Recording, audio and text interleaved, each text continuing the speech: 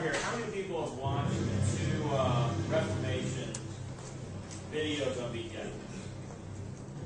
Very good. Okay, good. That'll help make today make more sense. If you haven't done it yet, one's like, what, 40 minutes? One's, they're both about 40 minutes, right? Not that long. Better than reading some dry, potted history of the Reformation. And for this class, you really need a firm understanding of the Protestant Reformation, because so much of what happens here in England in the 16th and 17th centuries is fueled by that initial protest, there goes the word, Protestantism, by Martin Luther in 1517. It will radically alter the face of Europe in general and England in particular. And today we're going to look at how England goes Protestant. It's a fitful and at times difficult process. It's by no means a foregone conclusion. Even by the end of the 16th century, there is still a very large number of people in the country who are not Protestant, who maintain the old ways, the traditional religion, who practice the religiosity of their fathers, grandfathers, great-grandfathers, great-great-grandfathers. England is by and large a conservative country, and while a minority vociferously will embrace Protestantism in the 16th century, they are a minority. By the 17th century, Catholicism, for a variety of reasons that we'll talk about in the next lecture, has withered on the vine. And you have Protestantism itself breaking into sects, into rival camps between the more conservative and the more radical, between those who support the status quo and people like the so-called Puritans, who end up in Plymouth in 1620, or a few of them do, who want a more thoroughgoing Protestant Reformation. But in order to get there, we have to start with a monarch. With the year 1509 and the coronation of Henry VIII. Henry is 18 years old. Excuse me. His father, Henry VII, had won the crown in battle. In 1485, he had defeated and killed Richard III of Shakespearean infamy, and became Henry VII, the first of the Tudor dynasty. Henry is the second Tudor monarch. And 1509 is not only the year when his father dies and he becomes king, but it's also the year that he gets married to an older woman, the 24-year-old Catherine of Aragon. She is a fabulously rich Spanish princess. Her parents, you probably have heard of, Ferdinand and Isabel. What did Ferdinand and Isabel do that you learned in elementary school? Yes, sir.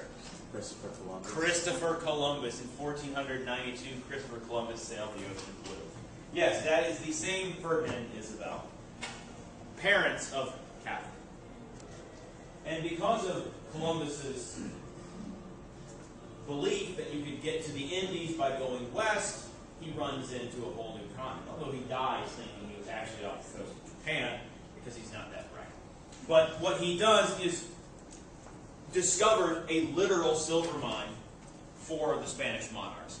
And Catherine is a fabulously wealthy bride. England at this point is a bit of a backwater. Spain is the emerging superpower. England is rather provincial.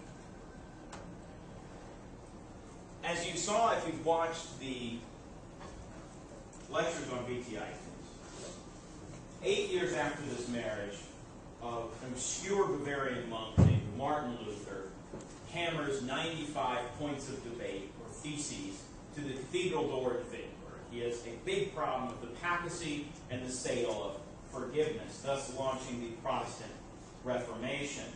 Henry is very conservative, very traditional. And in 1521, he pens a defense of the papacy a defense of the traditional understanding of Christianity, the defense of the seven sacraments. The Pope is so grateful for his assistance during this tumultuous time that he names Henry Defender of the Faith, Defensor Fidei in Latin. It's surprising then that such a traditional, conservative, Catholic monarch will be the one that takes England and puts it on the road to Protestantism. And the reason why is really not religious. It's dynastic. Because in 1525, Henry meets a younger woman, Anne Boleyn, maybe 24, maybe younger. We don't really know when she was born. She's very dodgy about the year of her birth. Henry is smitten for two reasons. One is almost certainly, let's be honest, sexual. The other is more political. His wife at this point, Catherine of Aragon, is no longer a young woman. She's 40 years old. She can no longer bear children. And during the 16 years of their marriage, they have only had one surviving child, a daughter, Mary. But a daughter's no good. Henry needs a male heir. His dynasty, the Tudor dynasty, is a new family in charge. There's never been a Queen of England. The thought of Mary inheriting his throne for the 16th century mind, this doesn't work. Unthinkable. But Catherine can't have children anymore. What's Henry to do? He's fallen in lust with this woman, Anne, a woman who occasionally promises him a future of sons, if they are to become man and wife. But the problem is, there's no divorce. The only way Henry can get out of his marriage to Catherine of Aragon is for the Pope to annul it. Annulment is not divorce. An annulment is a sheet of paper that says the marriage never existed. Thus, you are free to marry whomever you want. Only the Pope can grant this. And the Pope refuses to grant this. Catherine's parents are very, very powerful by 1525. The Pope is afraid of them, rightly so. There are Spanish armies in Italy. And so the Pope says, sorry, buddy, not going to happen. So Henry has a problem. He wants to get out of his marriage to Catherine and into a marriage with Anne. A marriage that Anne has promised will bear him many, many, many sons. The problem is solved from an unlikely source.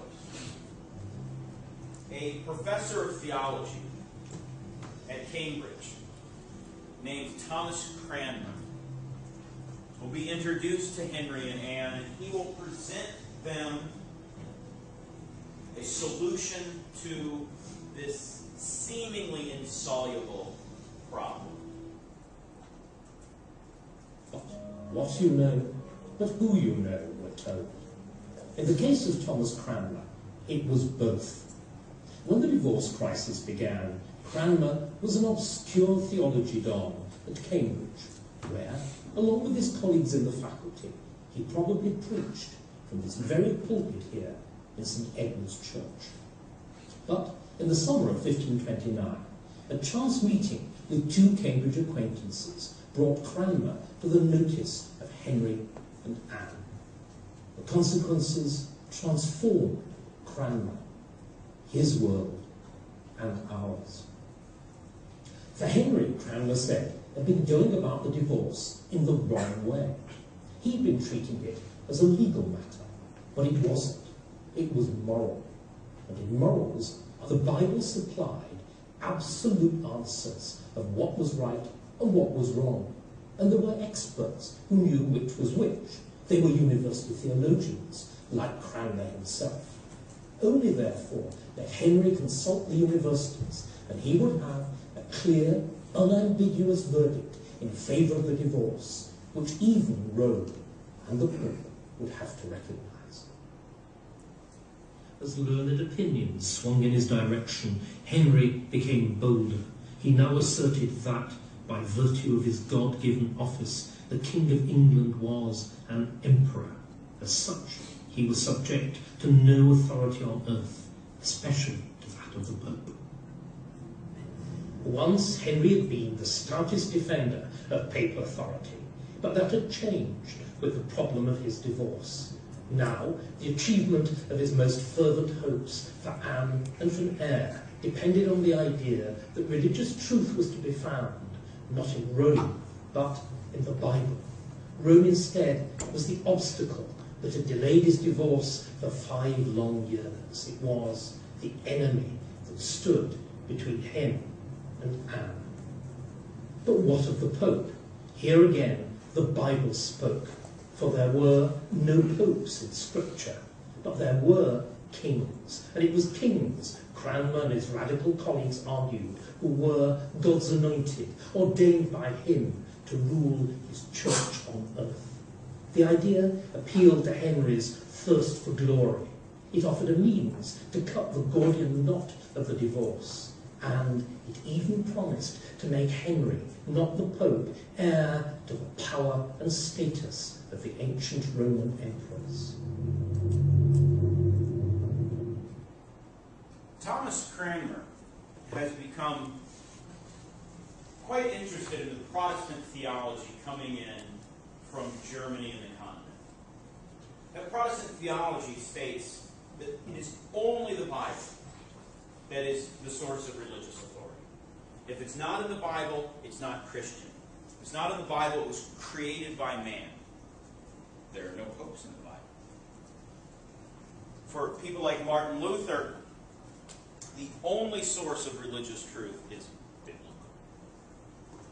And Cranmer approaches Henry and Anne and says, trying to get the Pope to annul this marriage is a waste of time because the Pope is illegitimate. There are no popes in the Bible. There are kings.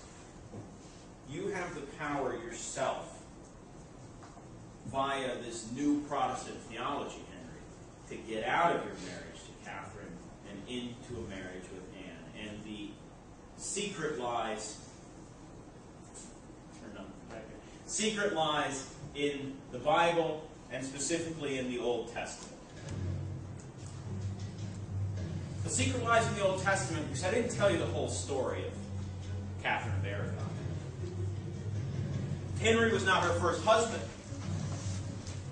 She was married in 1501 to Henry's older brother, Arthur, who was meant to be King Arthur. But he died shortly after their wedding in 1502. They had no children. Henry's father, Henry VII, was not willing to let such a wealthy prize as Catherine merely return to Spain when his son Arthur died. He said to Catherine, why don't you stay around here? England's lovely after all. It's pretty much like Spain. And wait until my other son, Henry, grows up. He's 11 years old in 1502. Give him some time. He'll grow up, and then you can marry him. Amazingly, she agrees. And so in 1509, Catherine is married for a second time to a Tudor brother, this time to Henry. Now Cranmer tells Henry, sire, in the book of Leviticus, one of the books of law from the Old Testament, are 2 passages that are particularly important for your situation. The chapter 18, verse 16, thou shalt not uncover the nakedness of thy brother's wife. It is thy brother's nakedness. In chapter 20, verse 21, If a man shall take his brother's wife, it is an unclean thing. They shall be childless. Now, of course, Henry and Catherine had a child, but it's a girl, so it doesn't count. Cranmer argues that what Henry has done is immoral. Marrying his brother's wife is contrary to Holy Scripture, contrary to biblical law. Thus, the marriage between himself and Catherine is illegitimate. In 1533, things start to accelerate in this long struggle. On the 25th of January in 1533, Henry secretly marries Anne Boleyn. The following month, the man who, as David Starkey says, cut the Gordian knot, the professor of theology at Cambridge, Thomas Cranmer, becomes Archbishop of Canterbury. This is the highest office in the church in England, the Archbishop of Canterbury. It is a massive promotion for this, as David Starkey says, obscure professor of theology. In May, Archbishop Cranmer, as head of the Church of England, officially annuls the marriage to Catherine of Aragon. The argument is that the Pope has no authority. The Pope is not a biblical figure. Kings are biblical figures. There are kings. In fact, kings are granted by God in the Old Testament. Therefore, the man in charge in England is not the Pope. It's King Henry and his agent, the Archbishop of Canterbury, Thomas Cranmer. Therefore, in May, the marriage to Catherine is annulled. In June, Anne Boleyn is solemnly crowned Queen of England. Catherine has been cast aside. Her daughter Mary has been declared illegitimate. And then on the 7th of September, Elizabeth is born. Math is not my strong suit. February, March, April, May, June, July, August. Those 2 weeks. Why did things accelerate so quickly in 1533? She got pregnant. Anne Boleyn is a cagey figure. For 7 years, she resists Henry's advances, saying that she would not be his mistress, she would only be his wife. But it seems that in December at some point, that resistance ceased. She got pregnant. It was thus necessary to accelerate the matter of the king's marriages. Elizabeth was a massive disappointment, to say the least. Anne had promised over and over again that this child she was carrying was a son. The court astrologers had all told Henry, this is undoubtedly his son. There's no doubt, Your Highness, this is going to be his son. And it turned out to simply be the greatest monarch in English history. Nobody knew that at the time. Anne would have future pregnancies, none of which succeeded.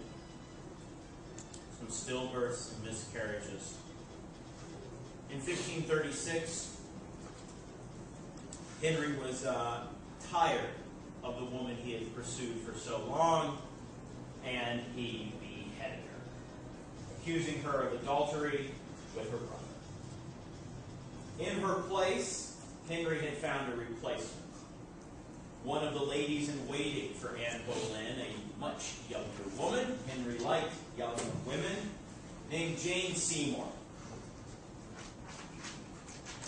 Jane Seymour did what Catherine and Anne could not do, and that is fulfill Henry's fervent wish for a male heir. In 1537, Edward was born. Unfortunately for Jane, as for many women in the pre-modern world, childbirth was her last mortal act. She died shortly thereafter from complications. Henry would marry 3 more times. 6 wives in all. After Jane came a German princess who had been called extraordinarily beautiful, ravishing woman. And when she arrived in England, Henry declared, "I like her not." She was quickly put away and given some money and made into the king's sister. Then came a possibly 17-year-old, maybe 18-year-old girl named Catherine Howard. Henry, at this point, was in his late 40s and probably weighed north of 300 pounds. Catherine Howard, not shockingly, did fool around behind Henry's back, and she got her head cut off. And then finally, Catherine Parr, a veritable nursemaid for the sickly Henry, was his last wife who survived him. So the women are survived, beheaded, died, survived, beheaded. Divorced, beheaded, died, divorced, beheaded, survived. Fun little rhyme for Henry's 6 wives. In 1547, Henry dies. He's only 56 years old, but he's a mountain of a man. He is suffering terribly from gout and other maladies of morbid obesity, and he leaves behind the 10-year-old son, Edward. As you might imagine, a 10-year-old cannot be expected to run a kingdom. And the man who runs England is Thomas Cranmer, the Archbishop of Canterbury, who by this point has become very, very Protestant indeed. And Cranmer decides that it's time England reformed. It's time England followed the model of Germany and did away with Catholicism once and for all. And he started with the most important religious experience in any person's life in the pre-modern world, the communion ceremony, the Eucharist. And he issued a Book of Common Prayer, a revision to the central ceremony in Christianity, the communion, the reenactment of the Last Supper. For a millennium in England, people had heard the priest recite the sacred words in Latin. Holding up the bread or the communion wafer, he would recite Hoc est inum corpus meum. This is truly my body, corpus meum. The Protestants had attacked Latin in the church services. People like Martin Luther argued that it was unintelligible to the average person, that the church service needed to be in the vernacular, needed to be in German, needed to be in English, needed to be in Italian, needed to be in French. People needed to understand the words of God and not to hear hocus pocus. The origin of that comes from hoc est inum corpus meum. Luther also argued that people needed to be able to read the Bible. Prior to the Reformation, the Bible was only available in Latin, a language that was inaccessible to 98% of the population.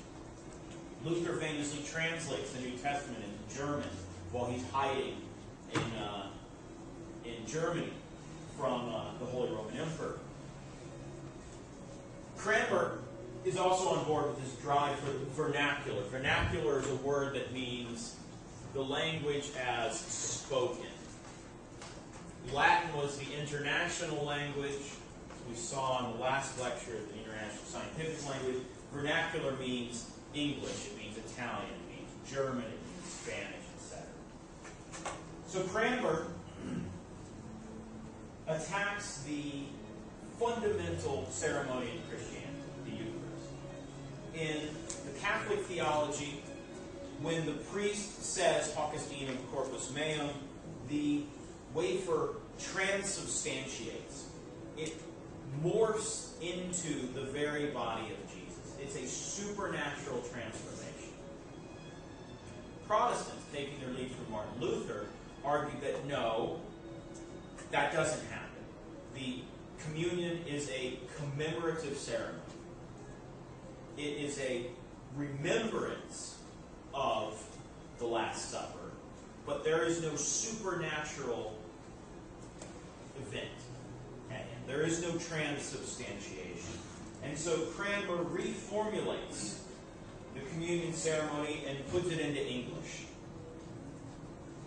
Take and eat this, the wafer, in remembrance that Christ died for thee, and feed on him in thy hearts by faith with thanksgiving. Now I have underlined remembrance and by faith, and they're intact. By faith is the core of the Protestant challenge to Catholicism. In traditional Catholic theology, you have to do things to go to heaven. You have to perform good works, a pilgrimage, give money to a church, give money to charity. You have to do things, go to confession, perform penance, say prayers. You control the fate of your soul. Luther argued, this is detailed in the video lectures, Luther argued that we are horribly sinful, terrible things. We cannot possibly, as fallen man, do anything to save our souls. The only thing we can do, quote unquote, is to have faith in Jesus. Everything else is window dressing. You get to heaven because you believe Jesus is your Savior. You have faith. By faith alone you are saved. It's a radical reformulation of salvation theology, which, if you want to use a fancy word for it, is called soteriology. How about that one? Soteriology is the theology of salvation. How do I get to heaven? Catholics, you need to do something. Protestants, it's what you believe. And so that inclusion of that small phrase, by faith, is a strong Protestant statement. But the bread is only part of the equation, right? There's also the wine. Now, in Catholicism, only the priests receive the wine. Laity does not. But Luther argued, why should the laity only receive half of Jesus' grace? And so in Protestantism, the laity gets the wine. In the traditional Catholic ceremony, the priest says, holding up the chalice, keep this est enim calix sanguinis mei. This is truly the chalice of my blood, sanguinis mei. Cranmer reformulates it. Drink this in remembrance that Christ's blood was shed for thee, and be thankful. So with the Book of Common Prayer, an important piece of primary source evidence, Cranmer is taking the fundamental ceremony of Christianity, the communion. He is translating it into English, and even more than that, he is making it a Protestant ceremony. It is a commemoration. It is a ceremony of remembrance. Unfortunately for Cranmer, his boss was not long for the world. In 1553, the 16-year-old Edward died.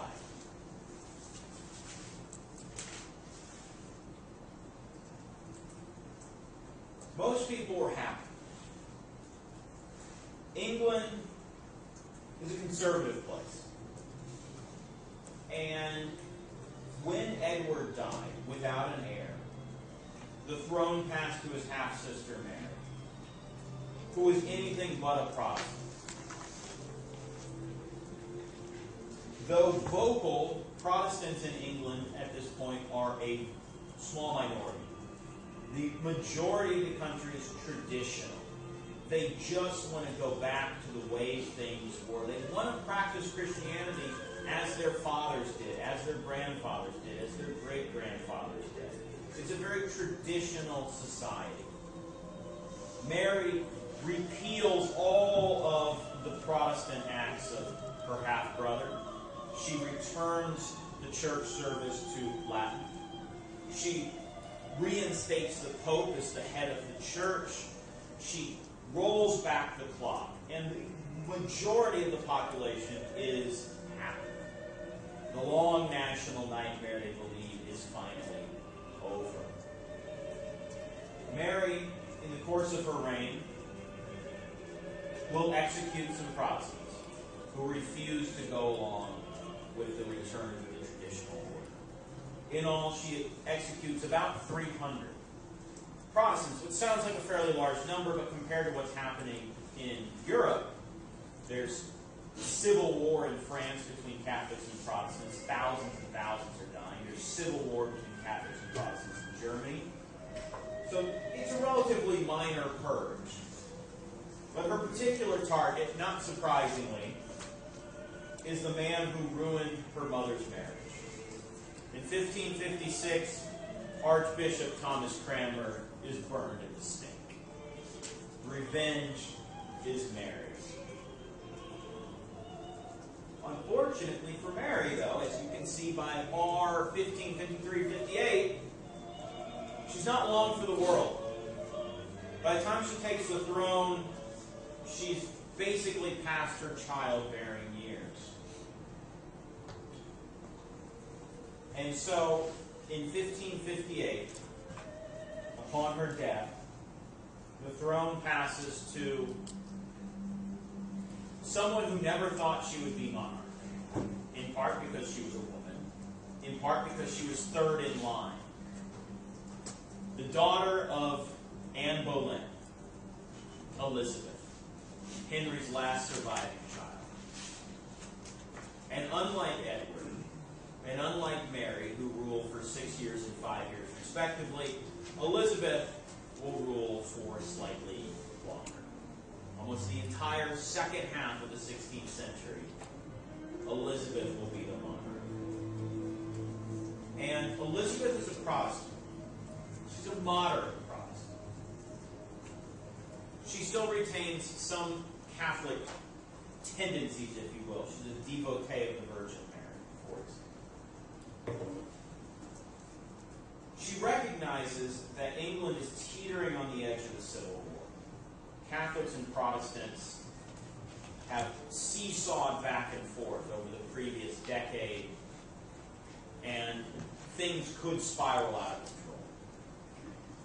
And so she proposes to Parliament an Act of Uniformity, creatively called the Act of Uniformity. And she addresses the House of Lords and says, "Where at the death of our late sovereign Lord King Edward VI, there remains one uniform order of common service and prayer, the Book of Common Prayer, which is repealed and taken away by Act of Parliament in the first year of the reign of our late sovereign lady, Queen Mary, to the great decay of the due honor of God and discomfort to the professors of the truth of Christ's religion." She puts this act to a vote in the House of Lords. 18 lords vote no. 21 vote yes. If 2 lords switch their vote from yes to no, the act is defeated. This shows just how divided England is here in the middle of the 16th century. The no votes are Catholics who had rejoiced at the ascension of Mary and now feel like they're on the outside looking in once again. The yes votes are Protestants who recoiled at the coronation of Mary and who feel like it's time to turn the tables for a third time. But Elizabeth is moderate. She is what we say in political terms these days, a centrist. She's not going to go to one extreme or the other. And this new Book of Common Prayer, which is introduced as part of the Act of Uniformity, makes both extremes unhappy. The Latin formulation, Hoc est unum corpus meum. Cranmer's formulation, take and eat this in remembrance that Christ died for thee, and feed on him in thy heart by faith with thanksgiving. Elizabeth finds a middle road, a via media. She is going to tack in the middle. She's going to avoid the extremes of the Protestants. She's going to avoid the extremes of the Catholics. She's going to try to make both sides a little happy and also a little. So what does her formulation say? It is in many ways an amalgamation of both. And I've used some color coding here. Think of a stoplight. One side's green, one side's red. In the middle, it's yellow. And also, according to color wheels, if you mix red and green, you get yellow. She tacks to the middle. Very politically astute is Elizabeth. One reason for the 45 years she's on the throne. So it begins with a translation of the Latin, an almost direct translation. The body of our Lord Jesus Christ, the preacher says, he holds up the wafer, which was given for thee. Preserve thy body and soul to everlasting life. And take and eat this in remembrance that Christ died for thee. Feed on him in thy heart by faith with thanksgiving. So it has Catholic elements and it has Protestant elements. It's in English, which is more Protestant. If you had to gauge this, it's 40% Catholic, 60% Protestant. Now, as you might imagine, the very hardcore Catholics and very hardcore Protestants don't like this. They wanted to see either, the Catholics wanted to see the communion ceremony remain in Latin, as it had been under Mary. The hardcore Protestants wanted to go back to the Book of Common Prayer issued in 1549 by Edward VI and Thomas Cranmer. But her political genius is to leave the far extremes unhappy to keep that middle intact. If we look at the wine is once again given to the laity, which is Protestant. The words are in English, which is Protestant.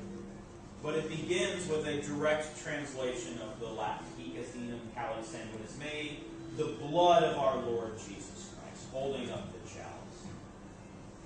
Sanguinis blood. Which was shed for thee, preserve thy body and soul to everlasting life, and drink this in remembrance that Christ's blood was shed for thee, and be thankful. These may seem like minor, trifling details, but to someone living in the 16th century, the communion ceremony, the Eucharist, is the most important thing. This compromise will prevent England from plunging into civil war in the 16th century. France is embroiled in civil war. Germany is embroiled in civil war. England easily could have gone over into open conflict between Catholics and Protestants. But it doesn't. Elizabeth's via media, the middle road here, while the extremes are unhappy, keeps the peace. However, the extremes, on one side, the Puritans, so called by their enemies because they're very puritanical and not much fun. They call themselves the godly or true Christians, hardcore Protestants, who want to see a much more thoroughgoing purging and reformation of the church. And on the other side, traditionalists, initially Catholics, but because Elizabeth is on the throne for so long, Catholicism by about the year 1600 is a tiny minority of the population in England, mainly confined to the northern counties. In their place, many of the traditional Catholics have acquiesced to the Protestant settlement. But the form of Protestantism in England is very conservative. It retains many Catholic elements, For example, in European Protestantism, bishops are abolished. They are seen as small popes, instruments that do not exist in the Bible. Therefore, bishops gone. England retains bishops. Elizabeth keeps the bishops. The Puritans wanted to get rid of them. They said, he's not in the Bible, we can't have them. Elizabeth keeps the bishops. Elizabeth maintains the statuary and the paintings in the churches. Hardcore Protestants think that statues and images of Jesus and the saints are blasphemous. They believe that the second commandment, thou shalt create no graven image, means that you can't have any statues or images of religious figures.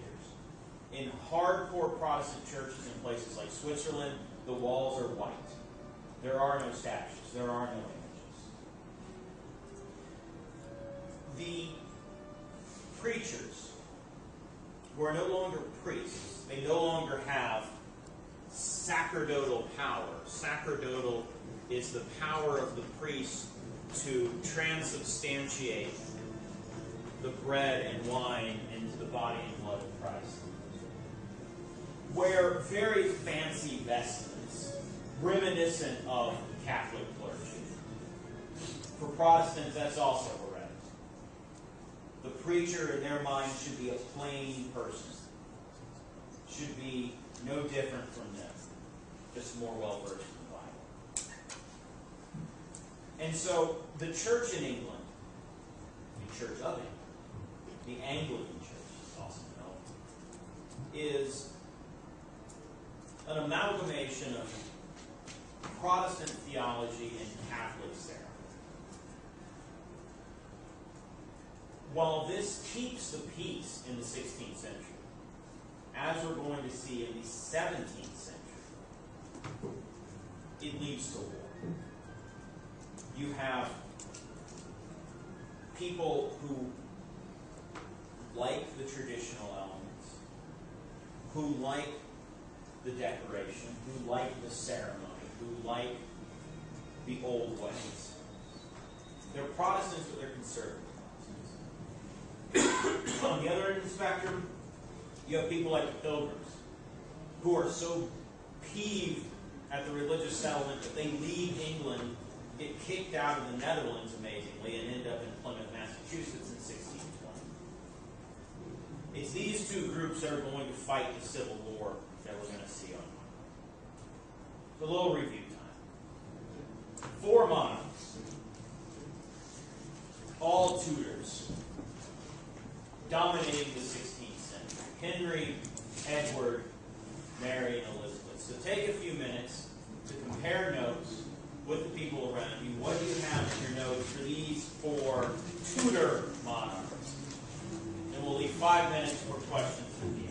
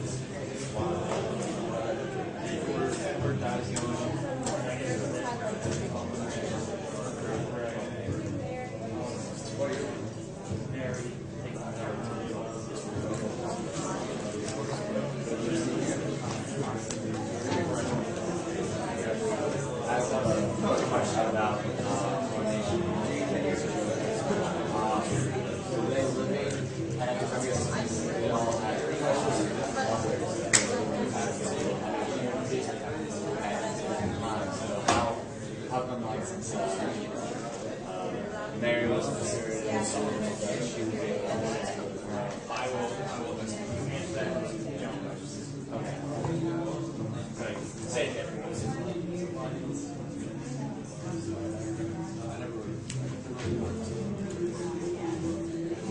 Alright, a question was asked about how did Mary become queen if she was illegitimate? It's a good question. In the early 1540s, before Henry died, he decided to reinstate his children. Elizabeth had also been declared illegitimate when he executed Elizabeth's mother.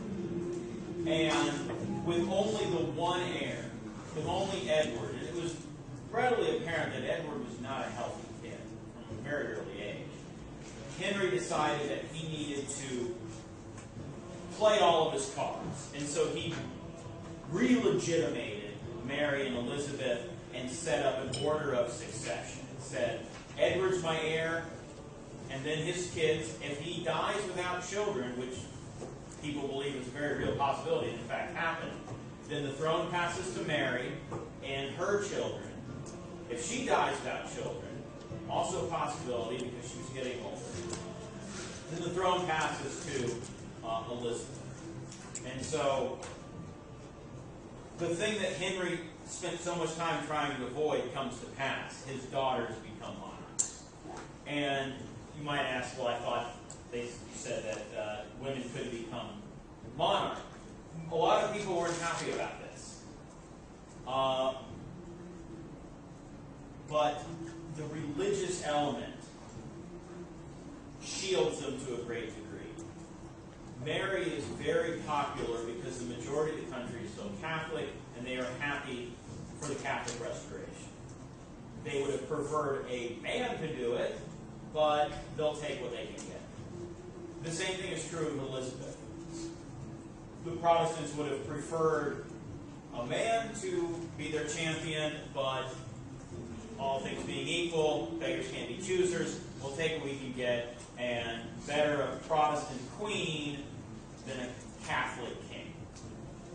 And so, although there's an immense amount of misogyny in the 16th century, and of course today, these two women are able to become the monarch. Any other questions? So if you have, oh yes.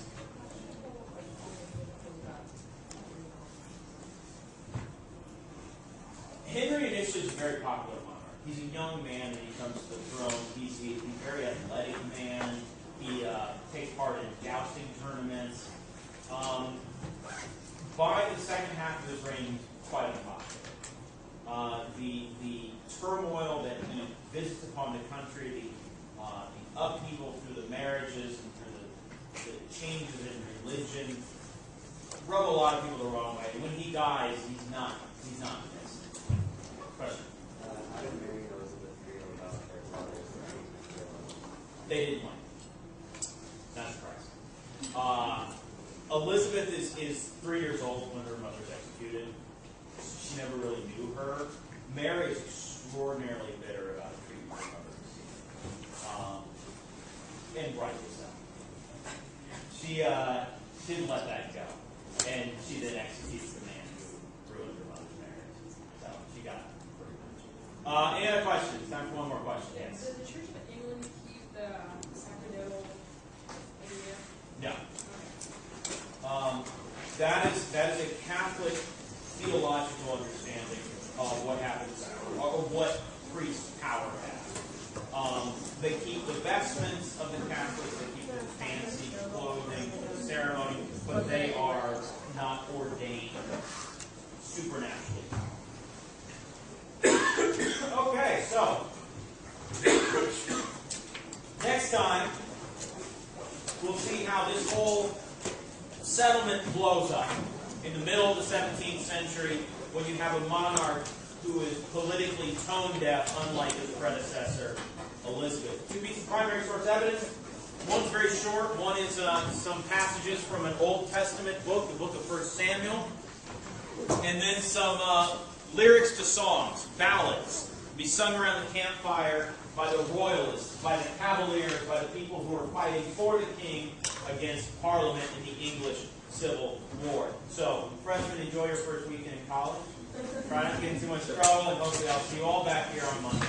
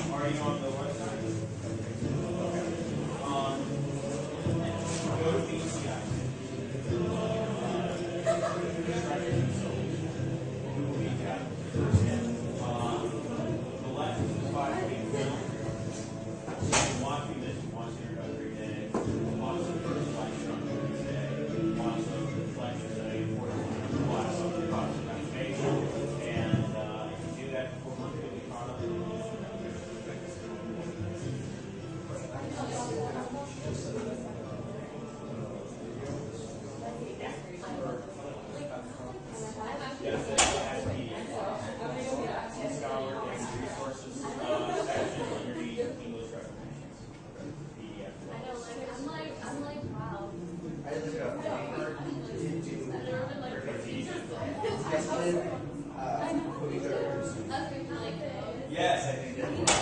And eventually Okay, he's a big guy. Yeah. Big old baby in class. I was right about Cartesian coordinates. Yes! Currently a history teacher. Why are they called Descartesian?